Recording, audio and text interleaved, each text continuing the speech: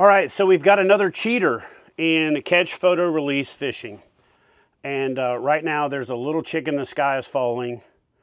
Catch, photo, release is too risky. Look, I don't try to run the whole world of catch, photo, release like I actually try to do in the past. I just worry about myself and my brand and my business and my members. So I'm gonna walk you through from the KBF side of this, why I'm not worried about AI or cheaters or any of that stuff. So over the past weekend, I believe it was the past weekend, there was a cheater in an event who was photoshopping fish and he was submitting them into events. The tournament director was very savvy and caught it because the photo was so obviously poorly done that it stuck out like a diamond in a billy goat's ass, okay? So that's not what you need to be worried about, because eventually people are going to get lazy and they're going to get themselves caught. But what if that person has committed this in 20, 30, 40 other tournaments and has taken your money or taken other people's money? In pretty much every occasion where somebody's caught, the first thing I do is go look them up in the system to see if they are a KBF member. And fortunately, we have not had any cheating scandals in KBF, with the exception of back, several years ago before we made the move to the system that we're using now that allows us to add some preventative measures. I haven't used TourneyX in, 5 or 6 years, so I don't know what the current situation is. So that'll be a question if you are a tournament director, or if you use a tournament series that uses that system, you'll have to answer that question for yourself. I just want to do this video to say why I'm not worried, because my phone has been blowing up. I'm not kidding you. I woke up to probably 30 and I've had another 75 to 100 text messages asking me, am I concerned? Should we just end catch, photo, release? Do we need to go to video? There are all these other things. So I'm going to walk through why I'm not worried about it with KBF, some of the safeguards we have in place, and I'll talk a little bit about the video component as well. So here's what I did. I called Mark Fainer, who does a lot of graphic work and works really closely with KBF to make us look as good as we look here. So this is Mark's handiwork.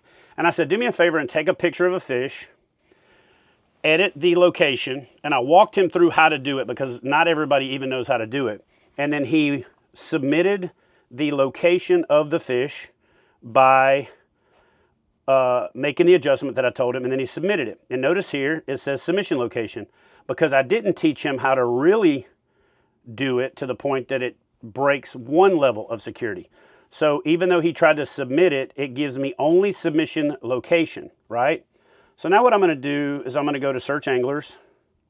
I'm going to search myself, because I've got some fish entered in this event. And I'm going to look up an entry. And that was a fish I disqualified for myself. And I'm going to open this fish up right here. And what I did with this fish is I took a picture while I was fishing last night to text a buddy to ask him if this is the lures he wanted. Then I went into the app and I changed the location. And when I changed the location, I made it say Lake Guntersville. I'm going to show you why it says that right now. I'm going to go to this photo in my app and I'm going to say swipe up, and it is going to say that I caught this photo was taken on Lake Guntersville, right? Lake Guntersville right there. And actually the photo says Guntersville. If you only use the EXIF data from the photo, it's going to submit this photo as Lake Guntersville. So unless your system has what I'm about to show you, I can go catch a fish on a private lake. I can have a buddy catch my fish for me and text them to me.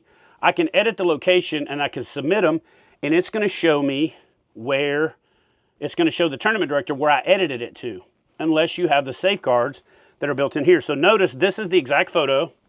I edited it and the location is Lake Guntersville. I then submitted it, and when I submitted it, it actually reveals, by clicking on this little eye right here, the actual location where I caught it, even after I submitted it. Now, in addition to that, this little eye gives me other information. It gives me the EXIF data here, and there's a little drop down right here under this view more. I am not going to do what I've said I don't do in the past. Like if you've ever seen those movies where all the thieves are huddled around the table getting ready to break into a bank or steal some jewelry, and they're like, all right, Jessica, you're on thermal sensors, and Bill, you're on this, and Tom, you're on this, right? The reason I'm bringing that analogy up is all of those people know what all of the safeguards are, so they know how to beat them. And you've seen the movie, like Catherine Zeta-Jones, like back bending under laser beams and stuff. Well, the reason being is the bank advertised all of those safe features. So if I advertise what all the safe features are, then I'm teaching the cheater what extra things they need to look for. But if they don't know that, they out themselves. So here's the other thing. In this little drop down right here, I get a whole bunch of information. And in this system, I get information that flags this to let me know as a tournament director that the person has edited their location. It lets me know that that person has tried to misrepresent where they caught the fish, that there's something awry.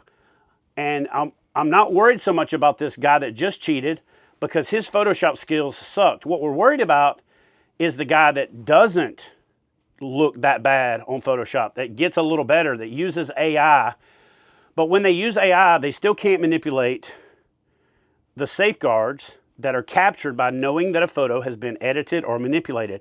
That is built into the core of the photo. It's layered into the detection system that Fishing Chaos uses. Again, I haven't used TourneyX recently enough to know, does it have EXIF data and location, or does it only have location? Because back when we used it, it didn't have EXIF location, it only had the submission location. But that doesn't help me if I go catch a fish, like I said, on one lake, and then go take it on the other lake and submit it. It looks like I submitted it from that lake. I also don't know if it has pixel manipulation, EXIF manipulation, or any of that stuff. And I'm going to show you how easy it is just in the native products that's available in an app. So I walked outside the KBF headquarters and I took a picture of the kayak trailer. Okay, I'm going to hit this little dots up in the corner. And you got a thing right here that says adjust date and time, adjust location. So I'm going to go here, and it shows that I'm at Huntsville, Alabama at East Harbor, right? And then I'm just going to go up here and click that, and I'm going to say Lake Fork. I want this fish photo to say Lake Fork. I'm going to search Lake Fork.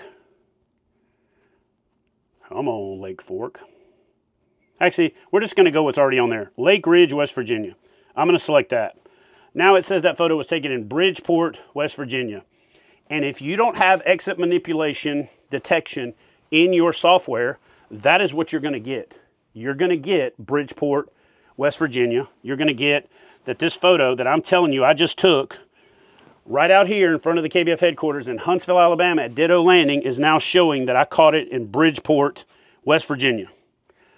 I'm going to submit this to a tournament. I can only submit it to Fishing Chaos. So I just joined the KBF State Challenge for the month. I am going to go into the state challenges. I'm going to go to October. I'm going to go submit catch. Okay? And I'm going to tell you why there's probably not a lot of KBF members that are cheaters. Is because when they try what I'm about to do, so I'm just going to click back to Torqeedo Top 10. I'm going to hit OK. I'm not going to submit it to everything because I'm doing this in a controlled environment. It is showing me my submission location right here, okay? I'm going to make this fish 35 inches so it sticks out like a diamond in a billy goat's ass, and it's so unrealistic that people don't think, oh, I got to add the photo, sorry. I'm going to go in. From photos, I'm going to add the photo that I just showed you guys, and I'm going to hit submit, okay? While I'm doing that, I'm going to go to one of my other entries from the top 10, and I'm going to show you what it's supposed to look like. Okay, so I'm going to go back here, and I'm going to go to, let's go to this 16.5 inch fish right here. I'm just randomly going to hit manage. And then when this fish photo comes up, that's just a fish I caught. I'm going to click on this little eye for information right here. And it's going to open up. Now this is an old MacBook, so it's going to take a minute. It's telling me the information for the photo. And then when that opens up, again, MacBook over here, not Fishing Chaos, and crappy Wi-Fi in this block building. So now what I'm going to do is while that's loading, I'm going to go. Hit it again. Oh, do I? Okay, there we go. Sorry. User error. All right, so now what it's doing is it is showing my location, and it's showing it where I caught that fish, right? I've got my history down here. There's no flags in here, okay? If there was a flag, this is just a fish that I selected, right? I'm going to go over here to locations, and it's going to give me an image location and a submission location. Again, these are things that are the difference with Fishing Chaos over everything else that's out there. It also charges lower fees and a whole bunch of other stuff, but I'm only talking about cheating prevention right now. So I get an image location and I get a submission location. If you go to the submission location and you do what I just showed you on the phone in most of the tournament management apps out there, except for Fishing Chaos, it's going to show a submission location and an image location, and the tournament director is going to go, sweet, because they're going to match, because it doesn't separate them. Now, let me show you the difference over here. Like I already showed you on that one fish, I tried to submit it saying it was Gunnersville. Fishing Chaos said it was on Duck River Reservoir because that was the real EXIF data. Now, if I got savvy and I got smart and I played around, it's not going to show things. So let me go in here under entries, recent entries, and we're going to bring up the Chad Hoover 35-inch black bass. Okay, that's that picture that I just submitted. And then we're going to go down here. It's unofficial. It's giving me some data. And then we're going to hit this location tab. It's bringing up the image EXIF. Notice what it's not showing me. Does anybody know what it's not showing me? What? It is not showing me West Virginia. You know why it's not showing me West Virginia? Because it is flagging the system that the location's bullshit. So you can't trick this system, and if you try, it's going to flag it. Because it's going to flag it that the data doesn't match because there's string code attached that the average person doesn't know to manipulate or doesn't have the ability to manipulate. In addition to that, there are some apps out there that you can manipulate photos in. But when they manipulate your photo, they add code to the photo that says this photo was manipulated with this data, and Fishing Chaos looks for that as well. So if you notice right here real time, I showed you how the person did what they did that you can't do with Fishing Chaos. I also showed you a real world example of it.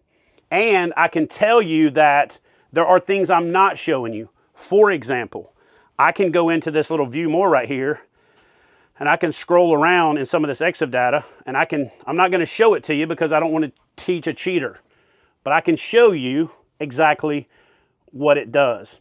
I'm also going to show you one step further for some of the things that we do at KBF because, actually two things.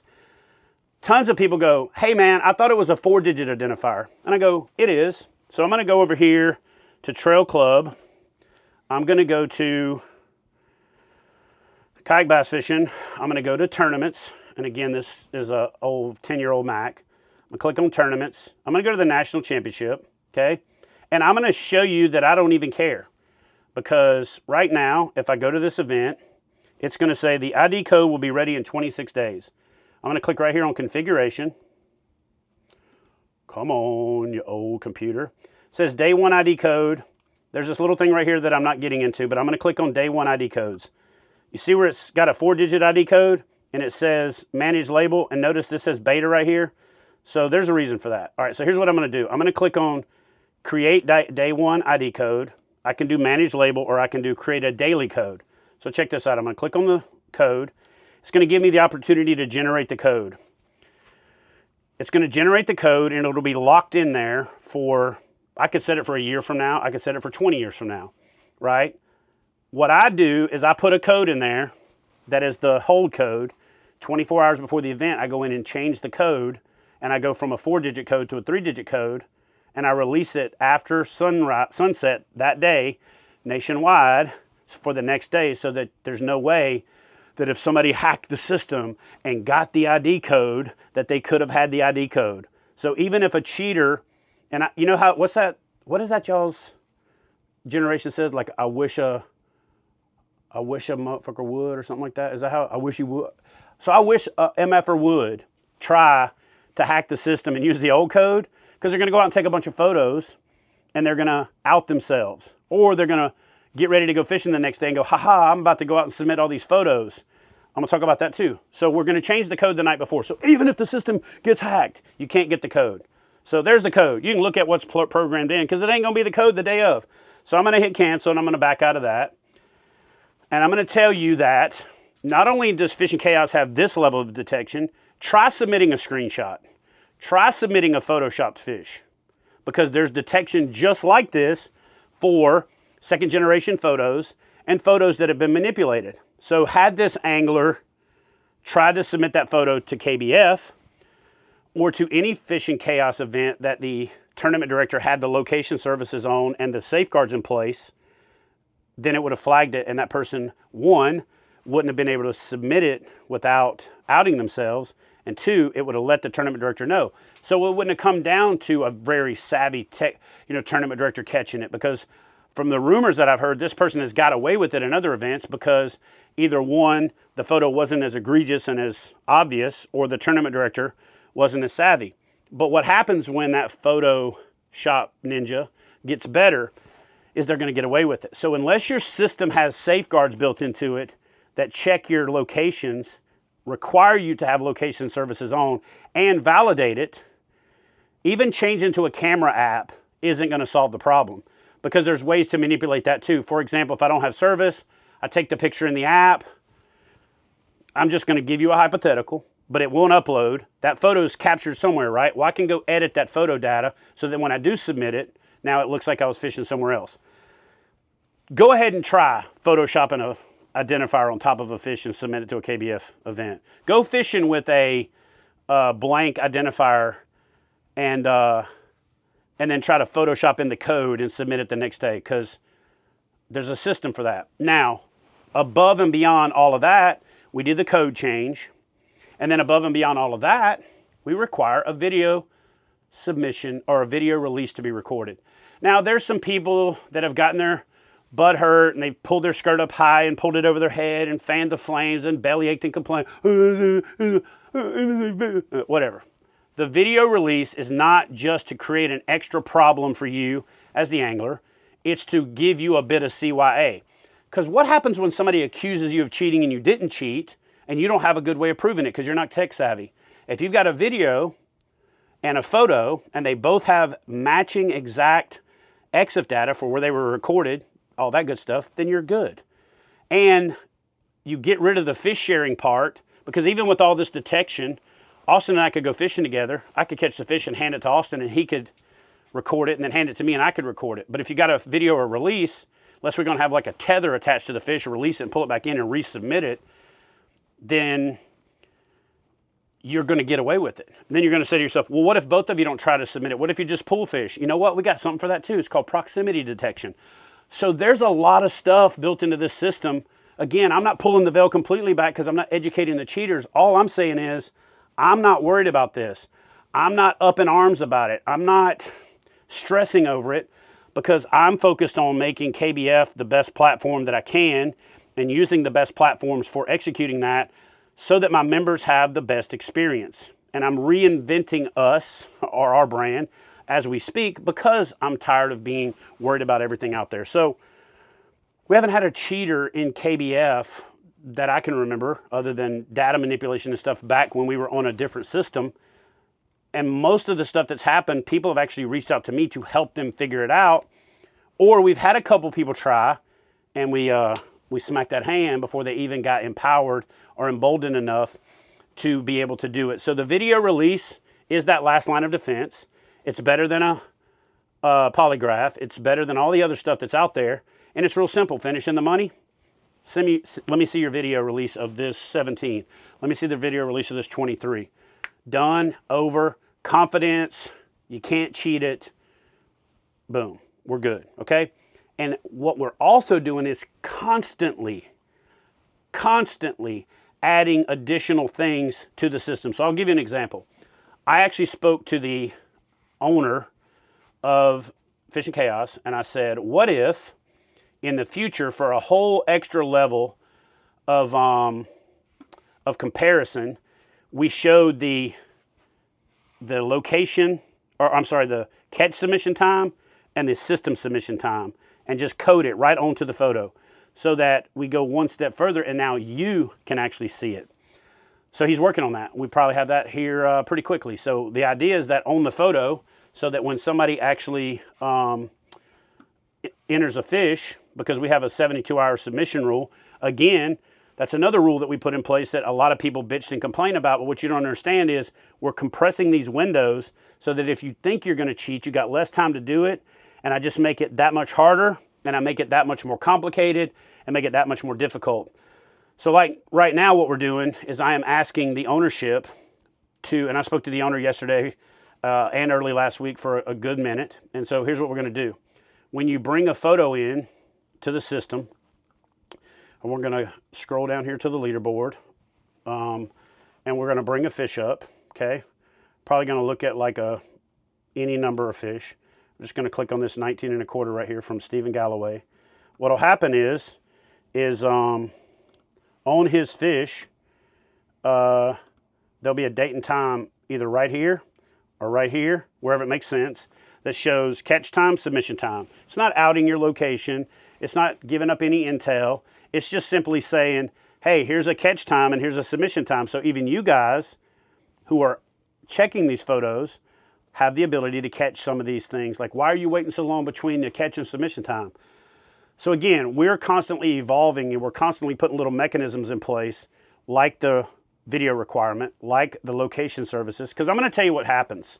Lots of tournaments either use Fishing Chaos or they use TourneyX or whatever, and they get complaints back from their users. Man, I can't get my location services to work. So what they do is they go in and turn off the requirement for location services.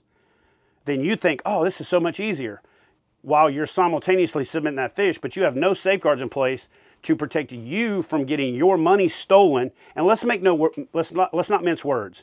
It's not just taking a little money here and there. It's not just a little that they're stealing money from the person who rightfully won it. I care about that. I'm passionate about that, and you should be too. So what ends up happening is in the tournament parameter settings, the tournament director gets tired of trying to make the anglers read and follow the location services steps to turn it on, and then they just turn it off. So now you got no protections at all. So that's actually what's happening if it gets easier, is somebody's just deciding not to use what feature is there. Now you're just completely blind, and unless that person makes the Photoshop so egregious, you're not even going to catch it. So video release, changing codes, some other things that we're not sharing, and we are using AI to stay ahead of people, not worried about whether AI is going to get ahead of us. And that's why I'm not worried about cheaters, at least not at KBF. I am worried about it because if it gets so prolific in the full picture of catch, photo, release, then people don't have faith in it and start to believe that nobody's safe. But I can tell you, if you invest in fishing a KBF event, if you invest your money in an entry fee, it's safe with us. So that's all I got. If y'all got any questions about anything I said, because I was talking kind of fast, drop a comment in the comment section and I'll do the best I can to explain it. And if you're a tournament director that wants to have more intel about what I'm talking about, if you want me to do a screen share and demo it, I can do that for you. So just hit me up. Now I got some fish to judge since I'm already in here.